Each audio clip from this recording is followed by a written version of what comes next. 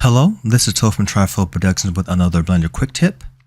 And in this quick tip, I'm going to show you how you can apply wool or fur or like fuzz to any model in Blender fairly easily. And this can be used to create hair, also like really tight curly hair in Blender. By using the Woolly add-on. Now it's not free, it's $30. But for what it can do, it's not such a bad price. I've showcased an add-on like this before called the Fluffy Maker. But with this one, this has more options to it, more presets also. So it's a little bit more diverse. And it works in Blender 4.2 all the way up to 4.4. It works on models that have been UV unwrapped and those that have not been UV unwrapped.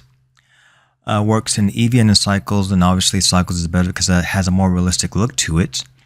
And then when it comes to EV, especially rendering it in the viewport, it takes a little bit longer to compile the texture. So if you have a strong enough graphics card, it's best to use cycles. I'll leave a link of it below the video so you can download yourselves and check it out. But it comes with two folders, zipped folders. Oh, that's not it. Maybe that is it. Let me go back a little bit. Yeah, it comes with these two folders here. I've unzipped this one. As you can tell from the little description here, it says unzip me. This is the add-on itself, and this is the asset library. And I'll show you how to install both of them. As I've mentioned before, I'm using 4.2 myself for the tutorial. So we can go to Edit, go to Preferences. Let's go up to Add-ons. So you can tell this is like the third time I've done this tutorial. But let's just pretend that we're going to start from the beginning here. So you click on this drop down arrow and it has this option to install from disk. I don't know why Blender changed it from install add-on to install from disk. I don't understand the concept of that. But we'll just go with it because from 4.2 all the way up to 4.4, this is the option that it provides. So click on install from disk. And since I have this folder already opened, I'm going to left click, right click, copy, minimize that. Left click, Control V, enter. And then click on this one and click on install from disk. And then once you've done that, let's type in Woolly, and here it is. And then to install the asset library, go to File Paths. I've already done, but we'll just go through the steps again. Click on the plus sign, left click, Control V, enter. Click on that, double click, and then click on Add Asset Library. Or double click it actually one more time, then add asset library. Even though it looks like there's nothing here, Blender knows that there's an asset library here, so just click on add asset library and you're pretty much set, and it gives you this file path here for where Blender has to look to find that library for the add-on. And let's close that out. Now it's on the right hand side of the UI, Woolly, and then we're going to change our viewport here to make it more natural, I guess you can say. So I'm going to click on that, EV, cycles, from CPU to GPU. Now Blender doesn't automatically detect if you have, the version I've used in Blender, they don't automatically detect if you have a strong graphics card on your system. So in order to activate that graphics card and for this option to appear, go to Edit, Preferences, and then go to System. And then you have all these options up here: CUDA, Optics, HIP, and Open API. Now I'll always use CUDA because that works the best, and click on NVIDIA. This is my graphics card. You'll have options. Whatever graphics cards are on your system, they'll appear here, and you just activate it.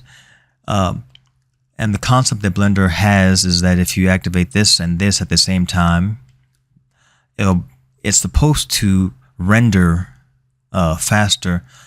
But from my own testing, when these are both activated, it doesn't help it at all. Actually, sometimes that actually makes it worse. So just activate the first one, which is your main graphics card. Activate that, and you're good to go. And let's minimize that. And then you have the option from turn it to CPU to GPU. And then our samples here, click in there. Let's type this to 128, enter. Now the good thing about this add-on, because the developer really planned it fairly well, is it has the option here to click on that first thumbnail. You have all these presets here for felt, fuzz, rug, sequin, and teddy fur. And the next option is to, after you've chosen your preset, the next thing to do is go to apply rotation and scale, which is a great idea because in Blender, any model that you have, if you make it bigger than the original size or you rotate it and you apply a simulation to it, 9 times out of 10 the simulation is going to end up being, having issues. So you have to apply the scale by pressing Control A, but the developer has helped us with that by having us apply this next step, which is apply rotation and scale automatically. So we click on that and it does it. And the next step and third and last step is to apply the hair system. Left click on that and let's give it a little time. It shouldn't take too long. And there we go. Now let's see it in texture view. We're going to left click on that option there. Let's see what this will look like when it renders out fully. And there we go. Let's change our viewport to, in terms of the world view, left click on that color tab, make it brighter and kind of like a sky blue color. And there we go. So it looks really nice. Very, very nice. Very nice layout there. And then your options for making adjustments to the hair system or here in the modifiers tab, left click on that. And let's expand this out a little bit. Now you can change the global scale of it, the density, the viewport density. This helps with your viewport. If you minimize this, obviously you'll have less fur to see, but right now it's at full viewing capacity, so to speak. So we can see all the 2000 density aspect of our fox fur. The seed is just the randomness of how the fur lays out. So you increase, it'll just give you different variations of what you're seeing right now. Hair settings can make it longer, thicker, resolution, and keep in mind that the more you increase these parameters, the longer it's going to take to render out. So if you're satisfied with the default look, and it looks fine to me, can leave these parameters alone.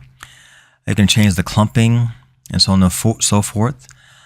Sub clumping, mid sub clump, max sub clump, so on and so forth.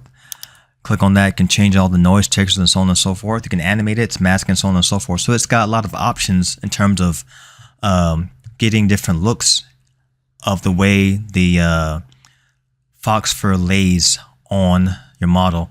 And keep in mind also that these parameters apply to all of these presets here. So whatever preset you choose, you can change it. They'll all be the same in terms of what you can change. Now, if you want to change the color, the way the hair system looks, scroll down and click on the material tab, left click on that. When you scroll up, you have these options here to change the color of it, the roughness, randomness, all this stuff. I mean, it has a lot of options for changing the color. But when we click on this color tab here, we can turn this to yellow. It turns it to yellow. The root color, make this blue, turns it blue. So that looks great. The IRR specular can change that. The radial roughness.